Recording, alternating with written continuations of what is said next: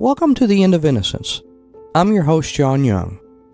In the last 2 weeks, I've been bombarded with emails about an article that was published on July 25th by Rich Lowry in the National Review. The article was titled, quote, "Sorry everyone, Oswald Still Acted Alone," end quote.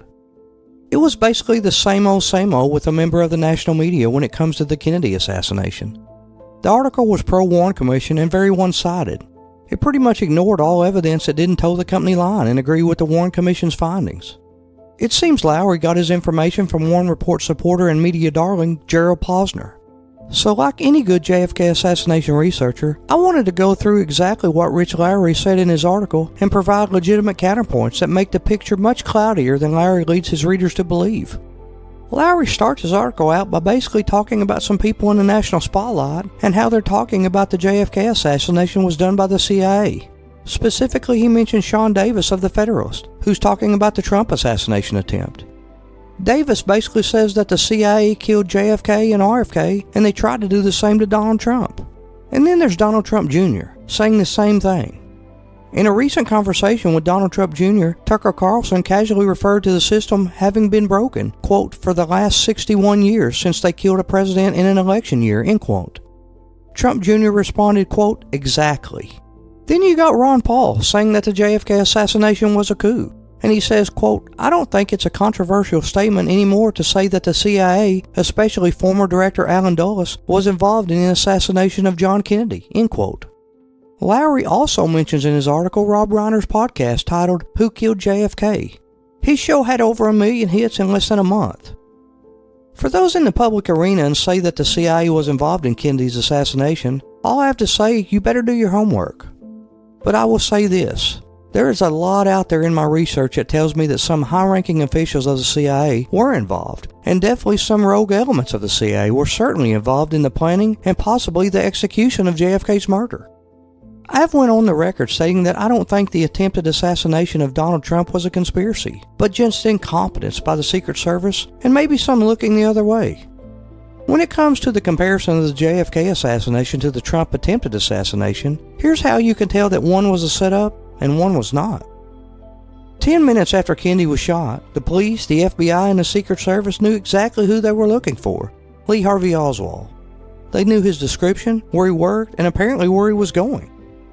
In the shooting of Trump, it has taken weeks for them to find out information about Thomas Crooks, and they still have no idea of a motive, and information has been scarce. Like I said, one was a planned setup, and one was not. On this podcast, we have covered most of the primary evidence in Kennedy's assassination, and in my book, The End of Innocence, it is covered in much more detail. We have explored a lot of Lee Harvey Oswald's life that points to him being involved in U.S. intelligence in some form or fashion. And it's certainly possible that the CIA is a candidate for who could have been behind the assassination. But the implications of that are so grave that I think it's necessary to expect people who are in the public arena to be able to back up their conclusions on the case.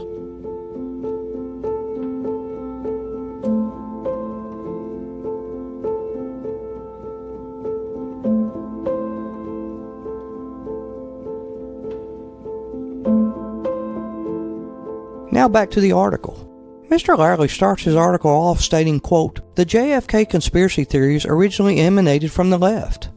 As the right has come to hate and distrust the deep state, though, the theories have seeped over. That such conspiracy theories have so long endured and, in fact, found new converts on another part of the political spectrum is a stunning victory of paranoia over reason and fiction over fact. For all of its consequences, the JFK assassination is an uncomplicated murder case, end quote. Lowry goes on to say, quote, the simplicity of the case is inversely related to the complex mental gymnastics necessary to implicate anyone other than Lee Harvey Oswald. There's a reason that the Dallas police almost instantly solved the case. He continues, it doesn't matter to the conspiracy theorists that, despite all the effort devoted to the attempt, they've come up with no evidence for their claims, while they reject the massive evidence pointing to Oswald acting alone. They recycle the same old misunderstandings of the facts, not knowing or caring that they've been debunked long ago, end quote. Mr. Lowry says that he relies solely on Gerald Posner's book, Case Closed, and Vincent Bugliosi's book, Reclaiming History. Both men are media darlings, and of course, they back the Warren Commission and their findings. Those books are important ones to have if you want to have a full picture of the case and know what all the arguments are, including all the Warren Report defense arguments. These books, though, take a very clear position. In other words, they side with the Warren Commission. But the problem is they leave out a lot of important evidence. So today, we're going to go through Lowry's article and talk about issues he raises that are not factually supported. So here we go, you better buckle up. Lowry says that almost all of the witnesses thought that the shots came from the Texas School Book Depository, but that's not actually true. Vincent Bugliosi is one of the authors that Lowry's relying upon, and Bugliosi himself says that of the 88 witnesses who expressed an opinion on where the shots came from, 40 said the grassy knoll, and 41 said the Texas School Book Depository. 7 said the shots came from somewhere else. So that's 40 for the grassy knoll, and 41 for the School Book Depository. So that's close to a 50-50 split. Not almost all, as Lowry states in his article. The next thing that Lowry says is multiple witnesses saw a man with a rifle in the 6th floor window.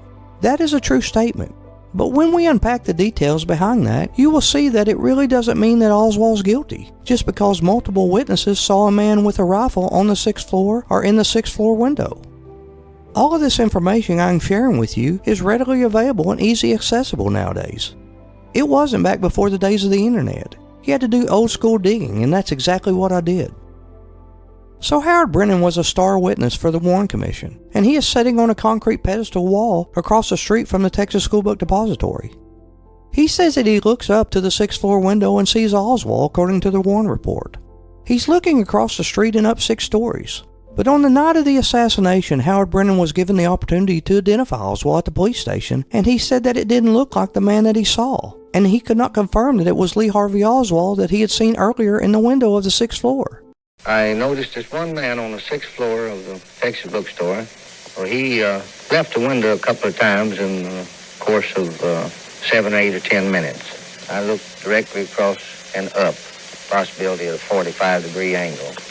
And this man, same man I had saw prior to the president's arrival, was in the window and taking aim for his last shot. After he fired the last or the third shot, he didn't seem to be in a great rush, hurry.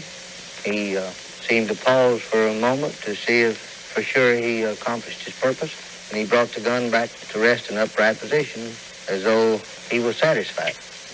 The Secret Service man asked me for a description. I gave him a description of a man in his early 30s wearing light khaki-colored clothing, height 5'9" or 10", weighing 170 pounds.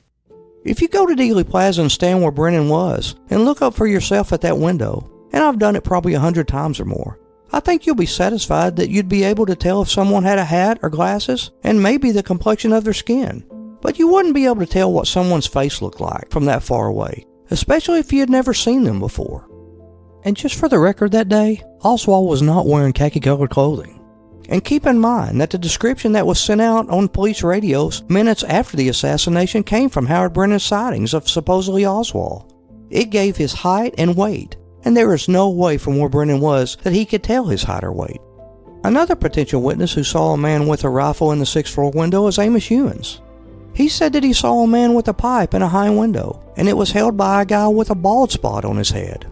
One big problem here: Oswald didn't have a bald spot. Lowry also could potentially be talking about Bob Edwards and Ronald Fisher, who say they saw a white guy in the window from the street, but they didn't identify him as Oswald. Lowry could also be talking about Carolyn Walter, who said she saw a shooter in the window, and she also saw a man standing behind the shooter wearing a brown sports coat. This other man was wearing a brown suit, and that was all I could see was half of this man's body. Of course, if there's a man behind the shooter, then that's 2 people. That's not Oswald alone. Richard Randolph Carr saw a man looking out the top floor of the book depository moments before the shooting. Carr, like Carolyn Walter, said the man was wearing a light brown coat. He described the man as having an athletic build, wearing horn-rimmed glasses and a hat. A few minutes after the assassination, Carr saw the same man walking toward him on Houston Street, constantly looking back over his shoulder. The man turned east on Commerce Street, walked 1 block to Record Street, and got into a 1961 or 1962 light-colored Nash Rambler station wagon. There is a lot of strange things that was happening with that Nash Rambler station wagon. Go back and listen to episode 9 for all the details. I suppose Lowry could also be talking about Arnold Rowland, who said that he saw a man with dark hair with a rifle on the 6th floor in a window about 12:15, at the same time when Oswald was still on the 2nd floor, according to witness Carolyn Arnold. She saw him there at 12:15 and again at 12:25. This is one part of the scenario that I wish Lowry would have covered in more detail with his expertise on the case. The newspapers in Dallas that day printed Kennedy's schedule and said that the motorcade would be passing through Dealey Plaza at 12:25 p.m. The motorcade was running about 5 minutes late because Kennedy took a little extra time to shake hands with well-wishers at Love Field. Any assassin wanting to shoot the president would have been in that 6th floor window ready to fire away at 12:25, because they would have had no way of knowing the motorcade was running 5 minutes late. So where was Oswald at 12:25? He was in the 2nd floor lunchroom, seen by Mrs. Arnold. You see, things aren't as cut as dry as Lowry would have his readers to believe. Lowry also says that the police had an accurate gunman description within minutes, but the gunman's description was a slender white male about 30 years old, 5 feet 10 inches, weighing 165 pounds. Attention all squads. The suspect in the shooting at Elm in Houston is reported to be an unknown white male, approximately 30, slender build, height 5 feet 10 inches, weight 165 pounds, reported to be armed with what is thought to be a .30 caliber rifle. No further description at this time or information. 1245 KKV 369. Oswald was actually a little younger, but this description fit him along with thousands of men in and around Dallas. Like I stated earlier, the description came from Howard Brennan, who again was standing across the street pretty far away, looking 6 stories up, and there was no way from where he was standing that he'd be able to tell how tall someone was in that position. So by no means can we say that Brennan reliably identified the gunman within minutes. Lowry goes on to say, quote, "The idea that Oswald couldn't have hit Kennedy or that there were more than 3 shots is based on a series of misconceptions.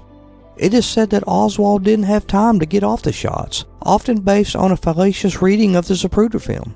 But the real timing of the shots has been duplicated or improved upon many times in tests," end quote. This is the next thing that I have an issue with. I will say it again. All this information is out there and readily available. With just a little research, Lowry could have known that he was telling his readers an outright lie. The shots have not been recreated many times that Oswald supposedly attempted. The Zapruder film creates a time window for exactly how long the shooter would have had to take those shots. The FBI tried to recreate for the Warren Commission the same shots that Oswald is allegedly to have taken. They had shooters firing at stationary targets from 30 feet up, whereas whoever the shooter was in the 6th floor window was firing at a moving target from 60 feet up. In the test done for the Warren Commission, 5 of 6 of the world-class riflemen who tried to hit all 3 shots failed to do so in the allotted amount of time. Only 1 of the 6 world-class riflemen succeeded. And by the way, Oswald was not a world-class rifleman. A more accurate experiment was run by CBS News in 1967, where they had 11 professional marksmen try to hit a moving target from 60 feet up, which would more closely resemble what Oswald was supposed to have done. The 11 professionals took 37 attempts at hitting 2 of 3 shots. Out of those 37 attempts, there were only 3 successful attempts. So no, Mr. Lowry, the shots have not been recreated many times, in many tests. And in fact, when shooters, who were by all accounts far better shooters than Oswald, tried to take the same shots or similar shots, they weren't able to.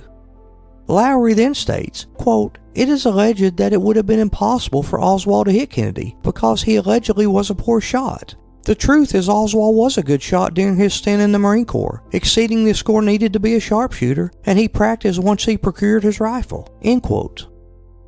So let's discuss this point by Mr. Lowry. Again, this information I'm about to tell you is very easy to find on the internet in 2024.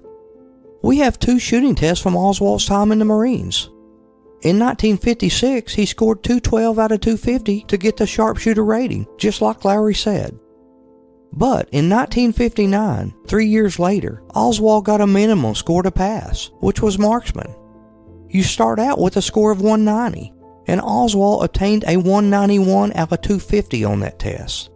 Also, numerous Marines who were with Oswald say that he was a very poor shot. This is an interview with Sergeant Nelson Delgado, who served in the Marine Corps with Lee Harvey Oswald. Sergeant Delgado appeared as a witness before the Warren Commission. Was Oswald interested in guns? They say he was a gun enthusiast, but I recall many instances where we stood inspections and he was constantly being gigged for having a dirty weapon and then taking improper care of his weapon. He was always reminded of when he had to clean the weapon. Never took it upon himself to do so.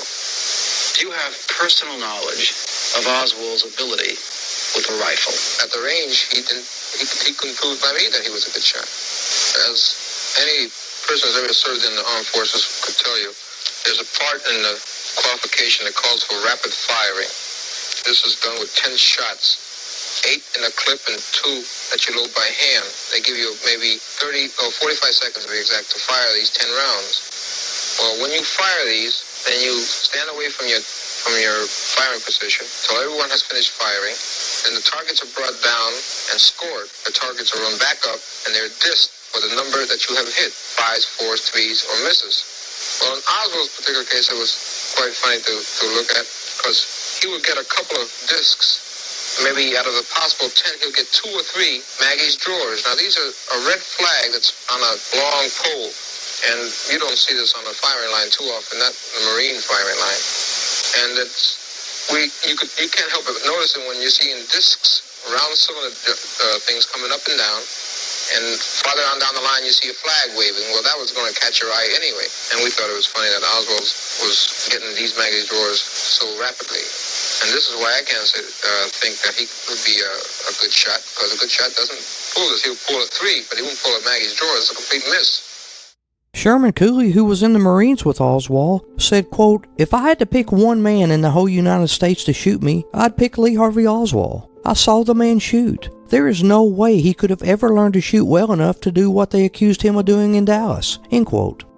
Another military cohort of Oswald's was James Persons. Persons said Oswald had below average coordination, which he thought was a major factor in Oswald's very poor marksmanship. It's very convenient that Lowry did report Oswald's score of 191, which was 1 point above the minimum. Once again, Lowry is misleading his readers, and it comes across as an outright lie. While there's conflicting evidence here, it is absolutely not clear that Oswald was a good shooter. Lowry then claims that Oswald practiced with a rifle. The only alleged time that Oswald ever practiced shooting the rifle was sometime in April of '63. Marina at that time said that he put the rifle under a raincoat on a night when it wasn't raining and went to Love Field Airport to practice. Yes, you heard correctly. Marina said that Oswald practiced shooting at the airport, and he took a rifle on a city bus under a raincoat. So that's what you'd have to believe, and even if you believe that, this was in April. There's no reported instance of Oswald going to the rifle range anytime closer to the shooting of President Kennedy, unless you disagree with the Warren report and you think that the rifle range sighting of Oswald, which there were a few sightings of Oswald or someone claiming to be Oswald at the range, but the Warren report said that these sightings could have not been him because it was documented that Oswald was hanging out with Marina and Ruth Payne at those alleged times or was at work. And I agree with the Warren Commission on that. There's just no truth whatsoever to the idea that Oswald had practiced with the rifle in the fall of 1963. The proof that he ever had rifle practice is sketchy to say the least. Oh, and by the way, Marina also said that after his rifle practice that night at the airport in April, Oswald buried his rifle in the field, even though there was no dirt found on the rifle when the FBI conducted microscopic analysis of it. So Oswald did not practice, and this is one of the reasons why even if he was a good shooter, it would have been very, very hard for him to accomplish what he's alleged to have done, because he didn't have any practice. So Lowry is once again shot down. Excuse the pun. Lowry then goes on to talk about Oswald's mail-order rifle, and there is a lot of evidence that points to Oswald owning a rifle, just maybe not the one used in the assassination. There are a few things that are definitely suspicious about the rifle order. So the rifle that shipped to Oswald, supposedly the one that we have in evidence, is 40 inches long. The rifle that Oswald ordered on the slip was 36 inches long. So they sent a different rifle than the one that Oswald supposedly ordered. No big deal, right? But this is where it gets really strange. Oswald allegedly mailed the money order and the order form from the rifle on March 12, 1963, and he mailed that from Dallas. But the money order was deposited in Chicago by Klein Sporting Goods on March 13th, the next day. Keep in mind this is 1963. so 1 day is unreasonably fast for standard mail to travel from Dallas to Chicago, be received and processed by clients internally, and then have someone go deposit it at the bank. So we are to believe that all of this happened the next day. That would have been impossible. Also, no one ever saw Oswald pick up the rifle, or the pistol for that matter, and he never signed for either one. So we have this order form issue, but we also have things that don't add up, and of course Rich Lowry didn't mention those things. One important thing that Larry forgot to mention is that the Mamica Carcano in evidence that Oswald will supposedly have owned does not match the Carcano rifle seen in the famous backyard photos of Oswald. So next, Lowry says, quote, "Of course, there's supposedly no way the magic bullet, the second shot, could have wounded two different men, JFK and his fellow passenger in the car, Governor Connally, in multiple places. In reality, that's what a bullet traveling in that direction would do, passing through Kennedy's neck and then through Connally's chest. As Vincent Bugliosi points out, it would have taken a real magic bullet to hit Kennedy in the neck and then disappear, not hitting Connally or embedding somewhere else in the car. Instead, it did what you'd expect of a bullet passing through the soft tissue of one man and then hitting the man sitting in front of him. This too has been confirmed by various studies and tests." End quote. Okay, so once again Lowry didn't do his homework before he published this article for clickbait. When it comes to the magic bullet, there's really three different conversations. The first one is the trajectory and the entrance point. When you study the evidence, you'll find that the entry wound in Kennedy's back was too low to possibly have been an exit wound out of the front of Kennedy's neck. This is really the core problem with the Warren Report single bullet theory. How do we know this? Once again, this information is out there and easily confirmed with a simple search on the internet. We can look at the autopsy photos, or FBI's Sabert and O'Neill report. We can look at those holes in JFK's suit coat and his shirt. We can look at the death certificate. Come on, Lowry. The location of this wound is the whole key to the magic bullet theory, because it's either in his upper right back or it's close to the top of his neck, towards the right. Also, the back wound/neck wound that hit Kennedy was specifically probed at the autopsy, and it did not go through. So again, just look at the evidence, and this is what you'll find. Lowry is wrong again. The next reason to doubt the magic bullet theory is the condition of the bullet itself, CE 399. There is no possible way that it could have gone through Kennedy's soft tissue, hit Connally's rib, wrist, and thigh, and then be in the condition that CE 399 is at. The reason we know this is because when tests were conducted, bullets that hit a human wrist and bullets that hit a goat cadaver were far more mangled and in worse shape than CE 399, which supposedly hit a rib, wrist, and thigh after going through Kennedy already. Also, I encourage anyone to go look at CE 399 online, and then look at the fragments that were taken from Governor Connally's body, which supposedly came from CE 399 bullet. And you tell me where on that bullet those fragments go. What you'll find is this: there's nowhere for them to go, because the fragments did not come from that bullet. This is very easy to look up and confirm, but obviously Larry did not do this simple exercise that a third grader could have done. Lowry next says, quote, "There was no one on the famous grassy knoll. It was an unpropitious spot, not behind the motorcade where Oswald was, but in front of it for everyone to see.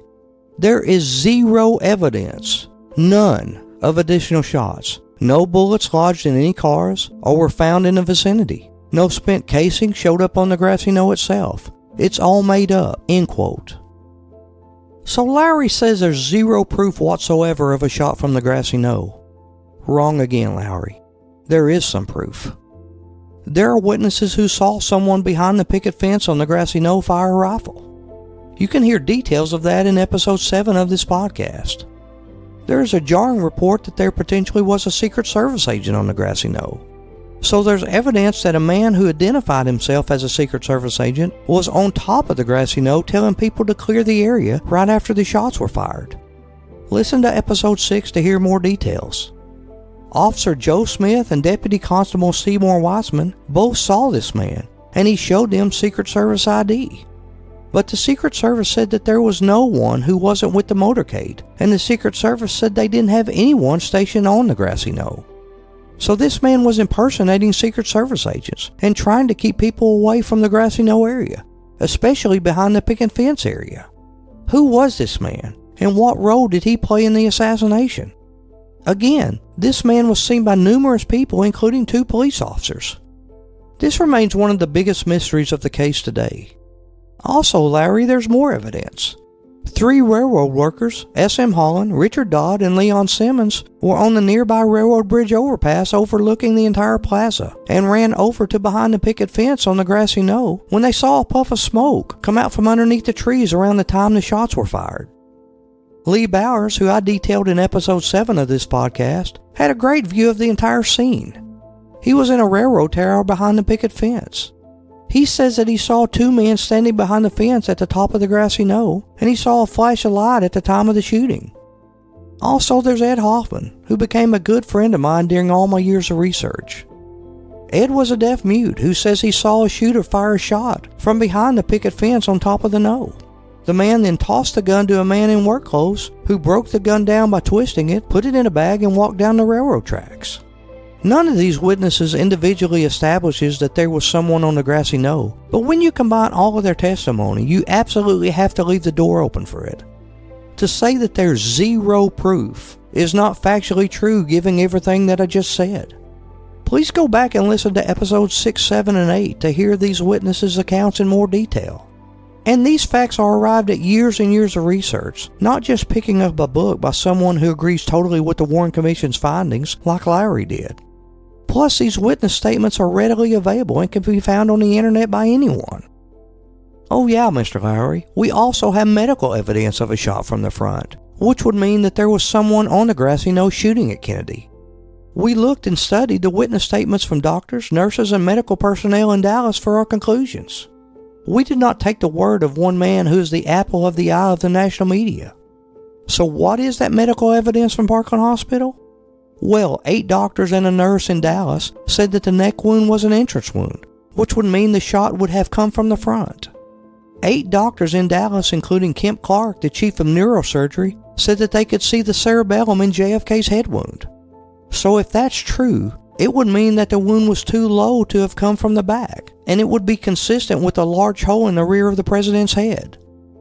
The earliest statements of 43 doctors, nurses, and medical professionals who saw JFK's body in Dallas and in Bethesda was that there was a large wound in the right rear of his head, which demonstrates a shot from the front. The written medical report from Dallas says that the head wound was in the right occipital area, which is the lower back part of the head, which would mean a shot from the front. Tom Robinson, the mortician who prepared Kennedy's body for burial, says that he saw a small hole in the right temple. This hole was allegedly seen by autopsy photographer Robert Coutson and Lieutenant Commander William Pitzer, who worked on film at the Bethesda Medical Center. So there you have it, Mr. Lowry. That's kind of a lot of medical evidence, not zero evidence, showing that there was a shot from the front. Lowry then continues on with his article. He says, quote, Oswald was caught dead to right. The murder weapon was his, and it was found where he worked and where people saw and heard a gunman, end quote. Okay, so this idea that the murder weapon was Oswald's, well, we've already talked about the mail order. One big question on the murder weapon is, was it a Mamica Carcano or was it a Mauser? And if it was a Carcano, why did everyone that found the rifle say it was a Mauser at first? I believe Dave pulled the rifle out and handed it to Captain Fritz, who held it up by had a strap on it. He held it up by the strap and asked if anyone knew what kind of rifle it was. Well, by this time, Deputy Constable Seymour Weitzman had joined us. Weitzman was a gun buff. He had a sporting goods store at one time, and he was very good with weapons. And he said it looks like a Mauser, and he walked over to Fritz, and Captain Fritz was holding the rifle up in the air, and I was standing next to Weitzman, who was standing next to Fritz, and we weren't any more than 6 or 8 inches from the rifle, and stamped right on the barrel of the rifle was 7.65 Mauser. And that's when Weitzman said it is a Mauser and pointed to the 7.65 Mauser stamp on the barrel. It turns out this whole conversation about the Mauser wasn't a simple misunderstanding. It couldn't have been, and here's why. 3 police officers who were there on the 6th floor when the rifle was discovered, Boone, Craig, and Weitzman, all said that it was a Mauser. Weitzman owned a sporting goods store along with being a police officer, and he was a gun buff. All three gave sworn affidavits later that same day and continued to say that it was a Mauser, when supposedly there was some confusion, but they got it all cleared up right away, right? Well, not really. The Dallas Sheriff's Department said a rifle had been found on a staircase on the 5th floor of the building near the scene where it is now believed from where the shots were fired. It was a 7.65 Mauser, German rifle. A German-built Mauser with the sniper scope that was used to kill President Kennedy. A Mauser has been found, 7.65 Mauser. It's a 7.65 Mauser. It was a 7.65 Mauser. A 7.65 Mauser. A 7.65 Mauser. The problem is they're still saying it's a Mauser, and their affidavits say that. We have a Carcano in evidence today, but where did the Mauser go? There's something going on with the Mauser, probably more than just a simple misunderstanding. Back to Lowry's article. He then says, quote, Oswald was obviously a desperate man. He killed a cop as he tried to get away, and he was fighting the cops when they found him hiding in a movie theater, end quote. So let's take a look at this statement from Lowry. This idea that Oswald killed a cop as he was trying to get away, well, that's just not true. So we can debate about whether or not Oswald killed J.D. Tippit. This is a murky area that has a lot of conflicting details and points to consider on both sides of the argument. However, this notion that Oswald killed Tippit as part of his getaway is not consistent with the witness testimony. Helen Markham, who was one of the key witnesses, said that the man who killed Tippit was not being chased. Instead, Tippit was driving behind this man in the street, and the man was on a sidewalk when Tippit stopped his patrol car. When the car stopped, the man turned back to Tippit. This man was walking along the sidewalk on 10th Street. This police car was driving very slow down 10th Street. Well, the man kept walking, and this police car kept coming on, and finally he stopped, and the man stopped. And whether the policeman say, come over to the car, talk to him, I don't know, but he went. Was he on the driver's side or on the other side? On the other side. And did he stick his head in the window? Yes, sir. He folded his hands like this. He put them in through the window, up on the window, and he leaned over like this. What do you remember about this man? Was he a big man or a small man? No, he wasn't a very big man. He was short, kind of short, so as I remember. So let's say Oswald is this man. He turns around and comes back to the car. And what's he do? He puts his arms on the passenger door of the car and leans in the vent window and starts talking with Tippit. Now, is that the way that someone acts when they are trying to get away from the police? If he wanted to run away and he's already in front of the cop, would he turn around and go back to the cop? That doesn't make any sense at all. Also, if your answer to this question is yes, he wanted to turn around and go back to the cop and kill the cop to make sure he couldn't get him. Okay, if that's your position, why is he in a leisurely manner putting his arms on the passenger side of the car door like he knows Tippit? That does not make any sense. And it's not the behavior of someone who's trying to get away from the police. Oh, and by the way, they checked for fingerprints where the man came back and put his arms over the passenger seat window of the Tippit's car. And Oswald's fingerprints were not found. This area of the case is cloudy and very complex. The conversation about whether or not Oswald killed Tippit. But it is not complex at all that Oswald was trying to get away. That's just not what the evidence shows.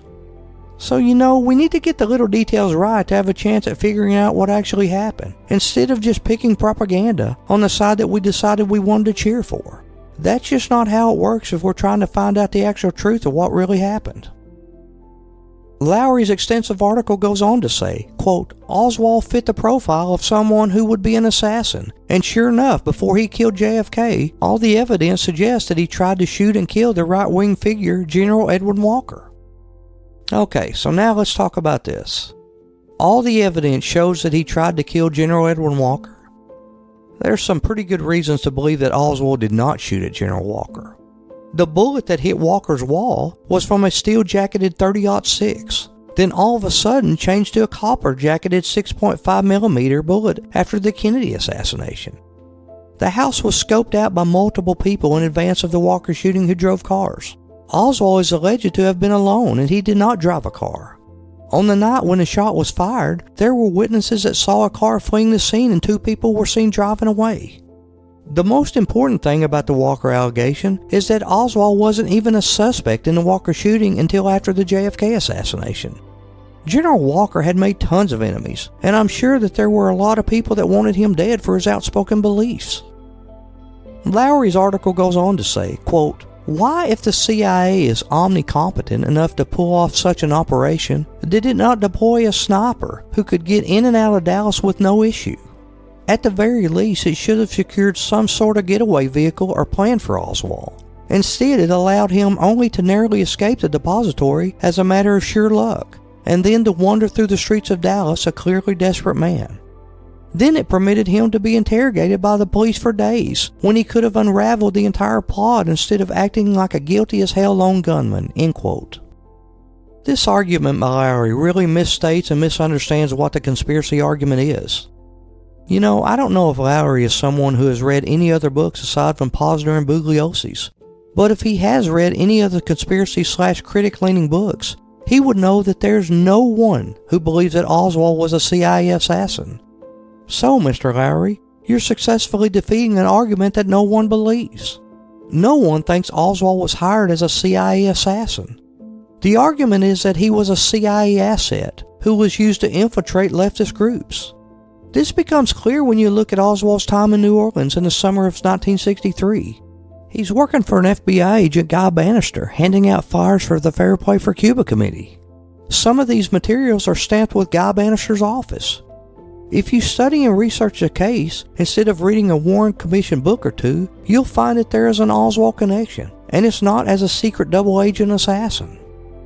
Oh, and by the way, there are dozens of documented instances of Oswald being impersonated. So why would you impersonate somebody if he's just a regular person? Again, why would someone impersonate someone who's just a regular person? I mean, it's more than a coincidence. There is a lot of evidence to support this claim. I cover a lot of it in my book, and you can go back and listen to episode 10 of this podcast, where I cover some of the Oswald impersonation material. Suffice it to say, Oswald was being impersonated many times, and it doesn't make sense for impersonations to be happening on that scale unless there's something else going on. Finally, Lowry has this to say about Jack Ruby. Quote, "His murderous act was an extremely near-run thing. He had agreed to wire one of his strippers $25. He went to a Western Union a block from police headquarters. He didn't strike the clerk as being in any particular hurry. As it turned out, a transfer of Oswald from the police to the county jail had been delayed earlier that morning. Ruby had assumed it had already happened, but a final minutes-long delay, Oswald wanted to change clothes, meant that Oswald was in the basement just as Ruby arrived. If it had been 3 seconds later, I would have missed this person," Ruby noted later. End quote. So Lowry gives the Warren Report position, which is that Ruby just happened to spur of the moment decide to kill Oswald. It wasn't planned out, and it was just done at the last second. By the way, the evidence for that is this whole Western Union conversation. How could he possibly have planned to kill Oswald if he was getting a Western Union transfer done at that time? He couldn't have possibly killed Oswald because he was getting the transfer done. So this is the argument. Well, Ruby relies on being at Western Union to show that killing Oswald was a spur-of-the-moment decision. But the problem is that Jack Ruby set up the Western Union payment in advance the night before with his dancer Karen Carlin. It was Ruby's ideal. She didn't need the money. She had rent due, but the landlord was soft with the payment, so he didn't really care when it would be. And by the way, her paycheck was the next day. She was about to get paid anyway. She didn't need this money. Ruby spoke to her in advance about it. That's what Carolyn Carlin herself said. Ruby was visited by Dr. Jolene West while he was in prison. This is the same doctor who was a subcontractor for the CIA's MKUltra program. Probably the biggest reason to be suspicious of Ruby being involved somehow is the quote that he gives where he says that everything pertaining to what's happening will never come to the surface because of powerful people. He basically says that there's this big conspiracy, and it's not what it seems it is. People that have so much to gain and have such a material motive for putting me in a position I'm in will never let the true facts come above board to the world. Part Part of that interview is really hard to understand, so here's what Ruby says. Ruby states, quote, "Everything pertaining to what's happening has never come to the surface. The world will never know the true facts of what occurred and my motives. The people who had so much to gain and had such an ulterior motive for putting me in the position I'm in will never let the true facts come above board to the world." A reporter then asks, "Are these people in very high positions, Jack?" And Ruby responds, "Yes," end quote. All of these points that I've made today are just counterpoints to Rich Lowry's piece. I will say this. Lowry has not spent hundreds and hundreds of hours looking into the eyes of a lot of these witnesses like I have over the last 35 years. He has not spent weeks at a time at the Dallas Municipal Archives or dug through literally mountains of files trying to find answers as to what happened to President Kennedy. I think that when you look at some of this information that we have spoken about today, you'll find that the case is far more interesting than Lowry says it is, far more confusing, and you'll likely come to the conclusion that Lee Harvey Oswald did not act alone, if he acted at all, to kill President Kennedy. If you like what you hear every week and want to learn more about the assassination, please pick up my book, The End of Innocence, The Assassination of President John F. Kennedy. It's available right now on Amazon, and it's on sale. Or you can find it at www.endofinnocencejfk.com. And hey, send me your comments about the book or this podcast at endofinnocencejfk@gmail.com. We'll see you next week.